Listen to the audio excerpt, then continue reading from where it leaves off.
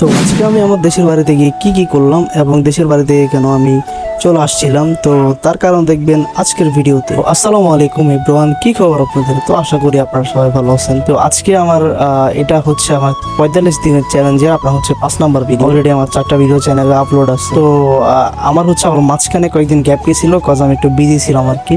তো আজকে আমি দেশের বাড়িতে গেছিলাম, হয়তো আমার ভিডিওটা কালকে দেখছিলাম, কালকে না গত 2 দিন আগে দেখছিলাম, কজ আমার মাঝখানে 2 দিন গ্যাপ গেছিল আর কি। তো আমার আম্মু আমাকে হচ্ছে কিছু কাজ দিছিল, কাজগুলো হচ্ছে আমাকে কিছু চাল দিছিল, সেটা হচ্ছে আমার কল থেকে চুরে আনতে বলছিল আর কি। তো আমি কলে গিয়ে অনেকক্ষণ ওয়েট করলাম। তো ওয়েট করে অবশেষে আমার পালা আসছিল। তো পালা শেষে আমি চালগুলা চুরাই দেন বাসার দিকে গিয়ে ওখানে চালগুলা রেখে দেন হচ্ছে আমি আবার গেছিলাম হচ্ছে চুল কাটতে, কস আমার চুলগুলো অনেক লম্বা হয়ে গিয়েছিল। তো আমার বাসা থেকে যেহেতু নাপিতের দোকান বেশি দূরে না, তো আমি হেঁটে হেঁটেই যাচ্ছিলাম আর কি।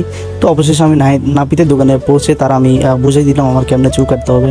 তো প্রায় আধা ঘন্টা 1 ঘন্টা ধরে চুল কাটার পর তো অবশেষে আমার চুল কাটার পর ফ্রেশ হয়ে দেন খাওয়া দাওয়া করে আমি চলে আসবো হচ্ছে টাউনে, কজ আমি গ্রামে গেছিলাম গত 2 দিন আগে। আপনারা হয়তো আমার ভিডিওটা দেখছিলেন। আমি দেশের বাড়িতে গিয়ে হঠাৎ চলে আসার একটাই মেইন রিজন, আর সেটা হচ্ছে আমার কলেজে হচ্ছে ক্লাস খুলছে। তো আমার এখন পড়ালেখা করতে চলে যেতে হবে আমার কলেজে, এখন যেহেতু আর সময় নেই।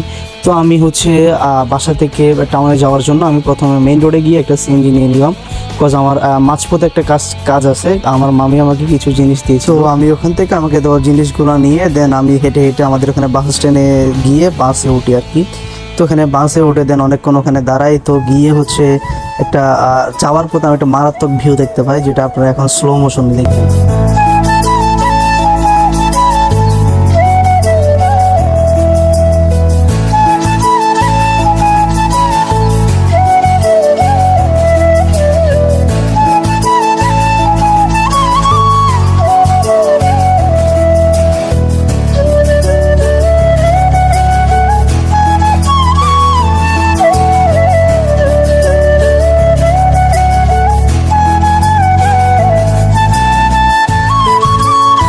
তো এরকম সুন্দর সুন্দর ভিউ দেখলে সবারই মন ভালো হয়ে যাবে আসলে।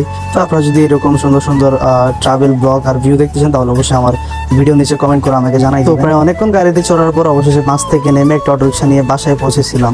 তো আজকের জন্য এতটুকুই, দেখা হবে নেক্সট ভিডিওতে। আল্লাহ হাফেজ।